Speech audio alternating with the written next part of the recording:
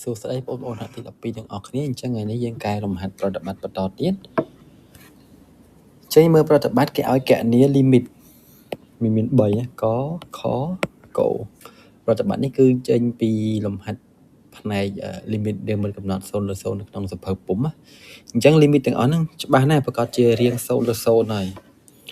អញ្ចឹងយើងមើលយើងចាប់ផ្ដើមកណនីទាំងអស់គ្នាចាំឡាយដាក់មកអញ្ចឹងយើងពិនិត្យជំនួសចូលសិនតើវារៀង0ឬ0ពិតឬក៏អត់អញ្ចឹង x ខិតចិត្តដក2យើងយកដក2ជំនួសចូលចឹងបានដក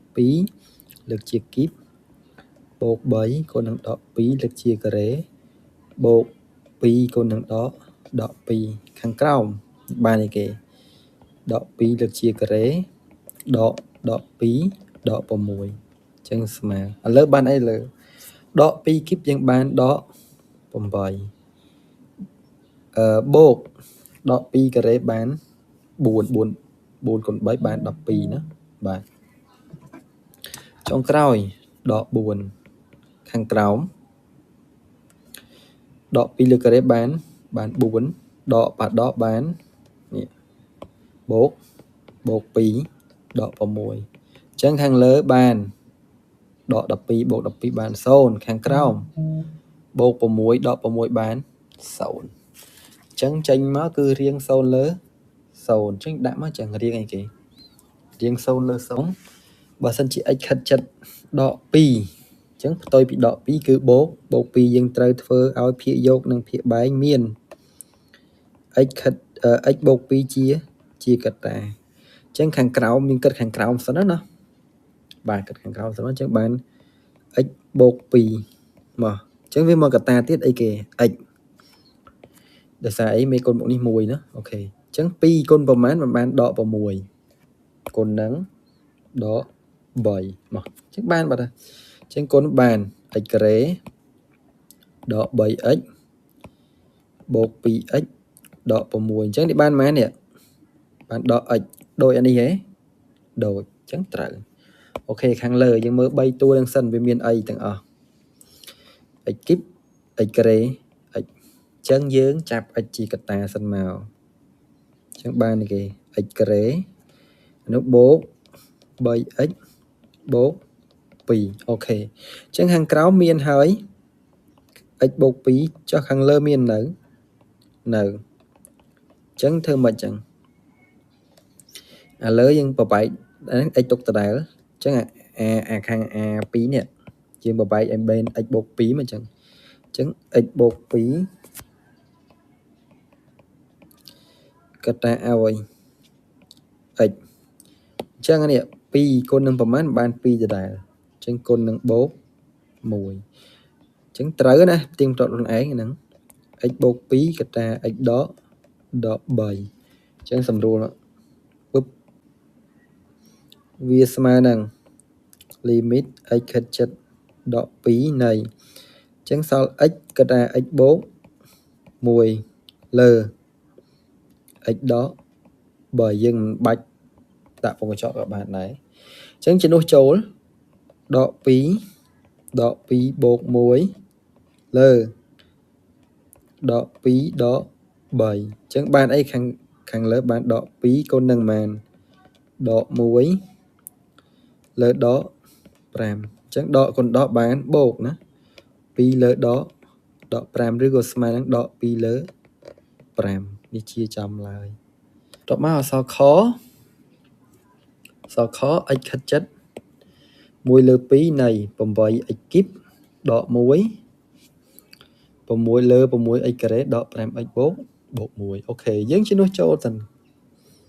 x ចិត្ត1លើ2ណាចឹងបាន8 1លើ2លើកជាគីបដក1លើ6គុណនឹង1លើ2លើកជាការ៉េដក5គុណនឹង1លើ2បូក1ខាងលើ8 1លើគីប1លើ2លើជាគីបបាន1លើ8ដក1ក្រោម6គុណនឹង1លើ4ដក5លើ2បូក1ឥឡូវសម្រួលទៅបាន1ដក1បាន0ខាងក្រោមសម្រួលទាំង2ទៅបាន3លើ 2 ដក 5 លើ 2 បូក 1 គិតនេះ 3 លើ 2 ដក 5 លើ 2 បានដក 2 លើ 2 ដក 2 លើ 2 បានដក 1 ដក 1 បូក 1 បាន 0 អញ្ចឹងបាន 0 លើ 0 អញ្ចឹង limit យើងគឺរៀង 0 លើ 0 អូខេអញ្ចឹងយើងមើលឥឡូវយើងមើលសិនយើងកំតន់អាចគិតទៅដល់នេះយើងមើលសិនតើខាងលើយើងអាចដាក់អីជាកត្តាបានឬក៏យើងអាចសេថាម៉េចបាន limit x ខិតជិត 1 លើ 2 យើងអាចសេថា 2x លើកជាគីបដក 1 គីបបានទេបានព្រោះអីអានេះ 1 គីបបាន 1 2 គីប 8 x លើកជាគីបបាន x គីបអូខេអញ្ចឹងយើងមើលសិន x ខិតជិត 1 លើ 2 អញ្ចឹងតាមធម្មតាយើងត្រូវមាន x ដក 1 លើ 2តោះនេះចុះបើយើងតម្រូវភាគបែកបន្តិចយើងបាននេះគេបាន 2x ដក 1 លើ 2 អញ្ចឹងបានន័យថាលើណាក្រោមយើងត្រូវមាន 2x ដក 1 លើ 2 ជាកត្តាតោះនេះអញ្ចឹងយើងមើលម្ដងទៀតតើយើងគួរតែមាន 2x ដក 1 លើ 2 ឬក៏អានេះភាគយកយើងត្រូវមានជាកត្តាប៉ុណ្ណឹងអាក្រោម 2x ដក 1 លើ 2 ជាកត្តាដូចគ្នាអញ្ចឹងដោយសារភាគបែក 2 លើ 2 ក្រោមយើងប្រកាសជាអាចសម្រួលបានអញ្ចឹងលំហាត់ហ្នឹងយើងគ្រាន់តែយក 2x ដក 1 ជាកត្តាដើម្បីសម្រួលទៅបានហើយអូខេអញ្ចឹងអានេះមានស្រេចហ្នឹងនេះអញ្ចឹងវាត្រូវគេមិញ 2x ដក 1 ជាកត្តាដោយសារ x ខិតជិត 1 លើ 2 អញ្ចឹងយើងដាក់ឲ្យហើយមកអញ្ចឹង 2x ដក 1 អូខេអញ្ចឹងដោយសារអានេះមែន 6x ការ៉េទៅអញ្ចឹងនេះមានតែ 2x ទេអញ្ចឹងវាខ្វះអីគេ 3x ប្រគុណទៅនេះ3 2ដងបាន 6x គុណ x បាន x ការ៉េអូខេមើលទៀតប្រមាណដែលគុណទៅឃើញ1ដក 1 គុណនឹងប្រមាណឃើញ1អញ្ចឹងវាប្រកាសជាសញ្ញាដូចគ្នាហើយបូកដកអញ្ចឹងយើងគុណបញ្ជាក់តិចមក 6x ការ៉េដក 2x ដក 3x បូក 1នេះបានអីគេដក 5x អញ្ចឹងវាដូចទាំងដល់នេះអញ្ចឹងបញ្ហារបស់យើងគឺត្រូវអូខេចាក្រោមត្រូវឲ្យមើលលើវិញ a គីបដក b គីបគឺអី a គីបដក b គីបរូបមន្ត a គីបដក b គីបអញ្ចឹងស្មើ a ដក b ក៏តែឲ្យ a ការ៉េ a ការ៉េបូក ab បូក b ការ៉េ a យើងគឺ 2x b យើងគឺ b 1ជាងបាននេះគេ 2x ដក 1 ក៏តែឲ្យ 2x លើកជាការ៉េអូខេឥឡូវយើងដាក់ចឹងសិនមកចឹង 2x លើកជាការ៉េបូក 2x គុណនឹង 1 បូក 1 ការ៉េលើ 2x ដក 1 ក៏តែឲ្យ 3x ដក 1អូខេអញ្ចឹងឥឡូវយើងអាចសម្រួលបានហើយនេះសម្រួលចោលទៅបឹបមកគិតអានេះឃើញមែន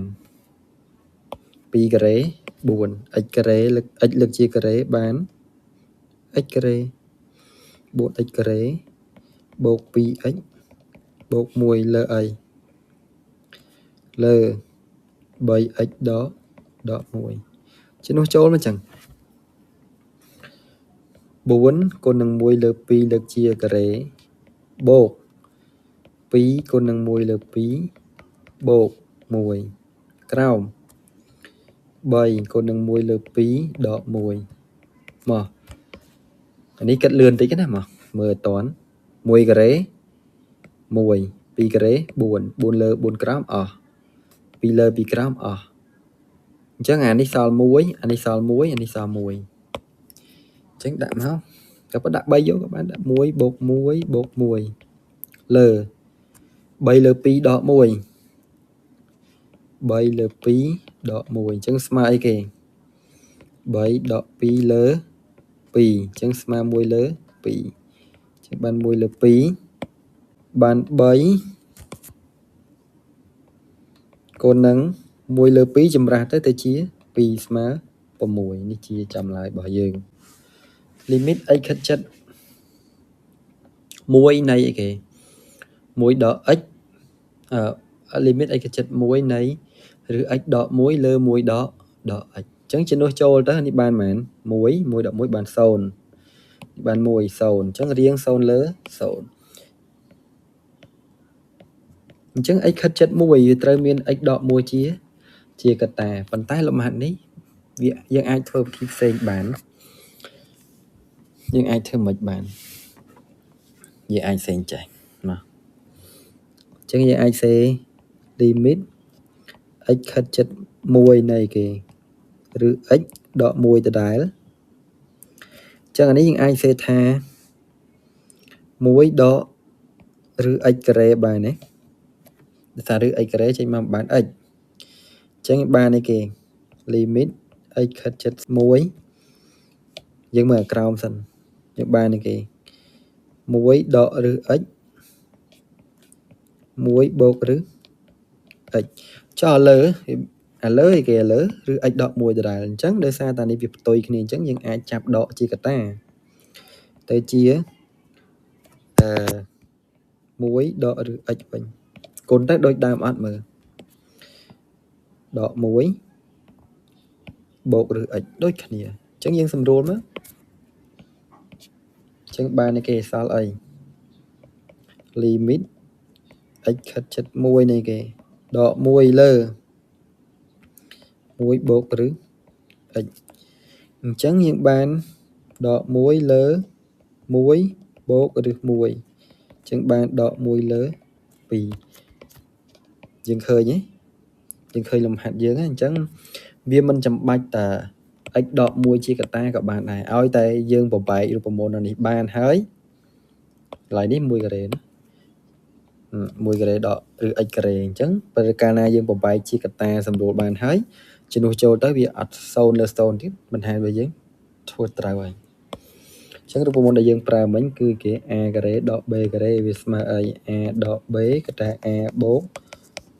b អូខេនេះរូបមន្តដែលយើងប្រើមិញហ្នឹងអូខេអ